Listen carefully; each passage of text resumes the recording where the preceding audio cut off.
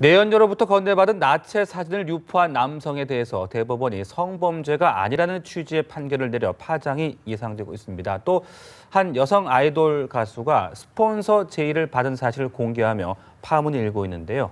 네, 관련 내용 자세히 짚어보겠습니다. 손수호 변호사와 함께합니다. 안녕하십니까? 네, 안녕하세요. 자, 먼저 첫 번째 사건부터 좀 짚어보겠습니다. 그러니까 내연녀가 결별을 요구하자 그에 대한 보복으로 내연녀가 보냈던 나체 사진을 올렸다는 그런 얘기죠? 네, 그렇습니다. 뭐 젊은 사람들의 이야기는 아니고요. 그 남녀가 다 50대였습니다. 네. 그런데 50대 여성은 또 이제 가정에 있는 유부녀였고요. 4개월 동안 불륜 관계를 맺었고 그 동안에 그 여성이 자신의 신체를 스스로 촬영했습니다. 네. 거울에 비친 그런 신체 등을 촬영해서 남성에게 보내준 것인데요. 그 후에 4개월 후에 여성이 이제 관계를 이제 정리하자라고 하니까 거기에 이제 분노한 남성이 해당 받았던 여성의 나체 사진을 이제 여러 가지 온라인상에 공개함으로써 이제 범죄를 저질렀고요. 네. 그 이외에도 뭐 이제 협박성 문자 메시지를 보내면서 1,000만 원 달라라고 하는 그런 공갈 미수 범죄를 저질렀고 또한 또 어떤 차용증도 위조했거든요. 이런 네. 것을 볼 때 굉장히 여러 가지 범죄를 저질렀고 죄질이 나빴던 그런 사건입니다. 네.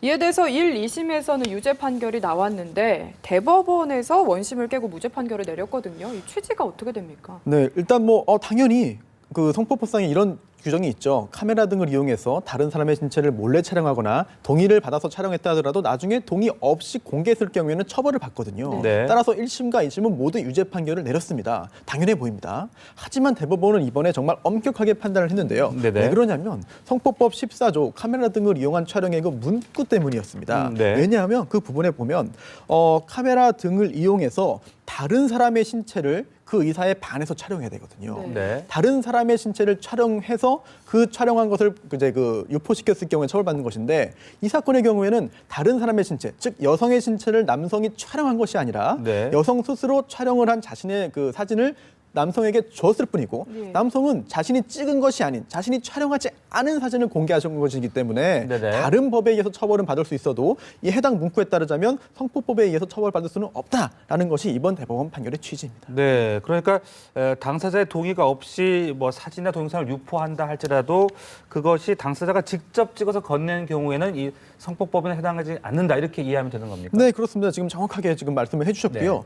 이 사건의 경우에는 형법상의 공갈미수죄라든지 아니면 사문서 위조 및 의조사무소 행사 아니면 이제 정보통신망 이용 촉진 및 정보 보호에 관한 법률상의 명예훼손 등등 굉장히 많은 범죄를 저질렀습니다. 네. 하지만 하나의 행위가 여러 가지 범죄에 해당할 수 있는 경우에 결국은 엄격하게 냉정하게 봐야 되는데요. 다른 법에 다 해당된다 하더라도 이 성폭법상의 카메라 등을 이용한 촬영죄에 해당이 안 된다고 한다면 네. 얼핏 볼 때는 잘못한 것이라고 인정이 되지만 엄격히 볼 때 이 해당 조문에 해당이 안 된다면 처벌할 수 없다라는 것이 죄형 법정주의인 이제 우리 헌법상의 최고 이념 중에 하나거든요. 네. 따라서 해당 법조문을 개정을 해서 처벌할 수 있도록 만들지 않는 한 적어도 현행 지금까지에 있었던 행위들은 처벌할 수 없다라고 이해하시면 되겠습니다. 네. 네, 그렇다면 이 사진을 SNS에 올린 행위 자체는 어떤 법으로 처벌을 받을 수 있을까요? 이번 경우에는 성폭법에는 해당되지 않는다 하더라도 명예훼손입니다. 따라서 네. 이제 형법에도 있습니다만 온라인상에 올렸기 때문에 정보통신망 이용 촉진 및 정보 보호에 관한 법률, 줄여서 정보통신망법이라고 하죠. 네. 그 해당 법에 이제 명예훼손을 했기 때문에 형사처벌을 받게 되겠고요. 또 민사적으로 볼 때도 불법 행위를 한 것이기 때문에 손해배상 책임을 지게 되는 것입니다. 따라서 나체 사진을 받아서 유포했을 경우에 아무런 책임을 안 지는 것이 아니라 현행 법에 따르면은 적어도 성폭법에 의한 처벌은 받지 않는다, 처벌할 수 없다. 다른 법에 의한 처벌은 당연히 받는다라고 네. 이해하시면 되겠습니다. 그렇군요.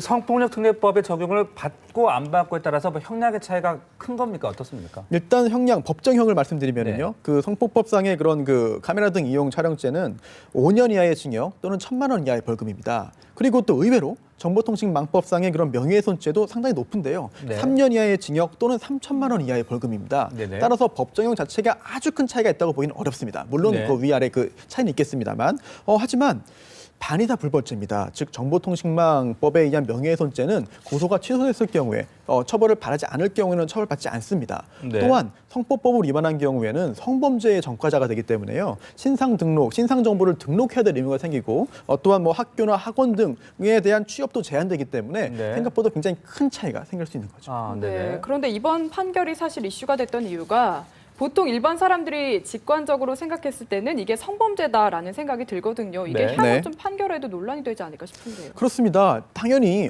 다른 사람의 나체 사진을 받아서 유포했으면 당연히 범죄고 또한 성범죄인데 왜 이게 성범죄가 아니라고 하느냐라는 의문을 가지실 수밖에 없습니다. 네. 하지만 문제는 죄형 법정주의에 따라서 분명히 그 행위를 처벌할 수 있는 법률을 미리 만들어 놓아야만 처벌 가능한 것이고요. 네. 나중에 만들었다고 해가지고 소급 적용할 수 없거든요. 네. 따라서 이러한 판결을 내린 판사를 비난하기는 어려울 것 같고요. 네. 오히려 이 법을 만들었는데 뭔가 빈틈을 이제 놓은 것이거든요. 법을 빠짐없이 꼼꼼히 만들지 못하고 네. 뭔가 빠져나갈 곳을 만든 그 입법의 그런 문제를 지적할 그런 상황이 아닌가라고 생각이 그러니까, 되고요. 네, 이 조항의 요건이 좀 너무 제한적인 게 아닌가라는 생각이 들거든요. 네, 하지만 그 법에 특히나 형벌 또 처벌을 할 수 있는 그런 그 법 규정의 해석에 있어서는 네. 너무나 넓게 확장 해석할 경우에 얘기하지 못한 그런 피해자를 양산할 수가 있습니다. 네. 법을 보고 이거는 꼭 이 법이 아니더라도 이거는 허용되겠구나. 법 문안을 그 해석해서 행위했는데 나중에 보니 아니야 처벌 범위가 더 넓었어라고 한다면 예기치 못한 손해를 줄 수가 있기 때문에요. 네. 엄격히 보는 것, 좀 더 줄여보는 것이 마땅할 것 같고요. 이러한 문제가 현실적에 발생한다고 한다면 앞으로 어쩔 수 없습니다. 앞으로 법을 개정함으로써 빠져나갈 구멍을 막는 것이 뭐 이제 어쩔 수 없는 그 현실적인 해결책이 아닌가라고 생각이 됩니다. 네, 그럼 최근에 논란이 되고 있는 뭐 리벤지 포르노라든지 이런 것도 앞으로 처벌이 어려워지게 되는 건가요? 꼭 그렇게 볼 수는 없겠습니다. 왜냐하면 이번 대법원 판결은 스스로 찍은 사람에게 받은 것을 유포했을 경우에는 적어도 성폭법으로 처벌할 수 없다는 취지이지 네. 자신이 몰래 찍은 것 아니면 같이 동의하에 찍었지만 나중에 허락 반치하고 유포했을 경우 이런 거는 당연히 처벌되거든요. 예. 따라서 자신이 스스로 다른 사람의 신체를 촬영한 것인지 아니면 다른 사람이 찍은 것을 받아서 유포한 것인지에 따라서 형사처벌, 성폭법 적용 여부가 달라지게 되어 있고요. 네. 설령 받은 사진을 유포했다 하더라도 민사적인 손해배상 그리고 다른 법률에 대한 처벌은 여전히 남아있기 때문에 오해하시면 안 되겠습니다. 네. 알겠습니다. 네, 화제를 좀 바꿔보겠습니다. 한 아이돌 여가수가요 스폰서 제안을 받았다 이렇게 SNS에 올려서 논란이 되고 있더라고요. 네, 그렇습니다. 이제 그 걸그룹 타이티의 멤버인 지수 씨인데요. 네.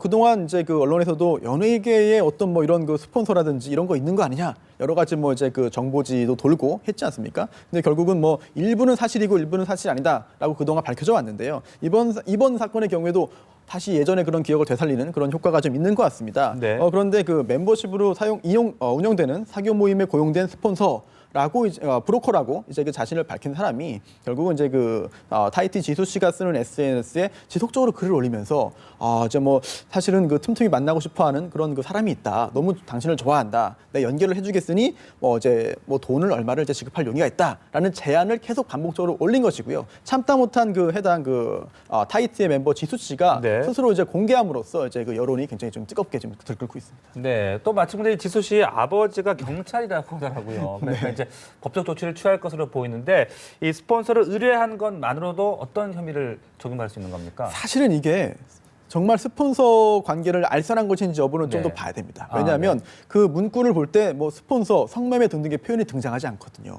물론 짐작은 할 수 있겠지만 네. 만약에 이제 그 성매매 알선이라고 한다면 성매매 알선 행위 금지 등에 관한 법률에 의해서 처벌을 받게 되는데요. 하지만 만약에 기소를 해서 법원으로 간다면 이 경우 역시 나는 성매매 생각한 것도 아니다. 성매매 제안한 것도 아니다. 네. 스폰서 나는 모른다라고 한다면 빠져나갈 그런 그 가능성이 충분히 있어 보이고요. 하지만 이 스폰서가 정말 진짜 스폰서 정말 그 브로커였다고 한다면 이 타이티 지수 씨 말고 다른 사람에게도 여러 번 제안을 했거나 실제로 거래가 성사됐을 가능성도 배제할 수 없거든요. 네. 그렇다면은 이제 그 성매매 알선이라는 것이 증명되기 때문에 처벌할 수 있겠습니다만 현재로서는 장난인지 정말 진지하게 제안한 것인지 아니면 이번이 처음인지 여러 번인지 그 부분이 분명하지 않기 때문에 네. 형사처벌 여부를 결정하기는 약간 이른 측면이 있습니다. 네, 거기서 또 하나 생각해 볼 수 있는 게 이게 정말 브로커가 아니라 뭐 10대 네티즌들이 악질적으로 한 장난이다 이렇게 하면 사칭을 한 게 되거든요. 이건 네. 어떤 처벌을 받게 되나요?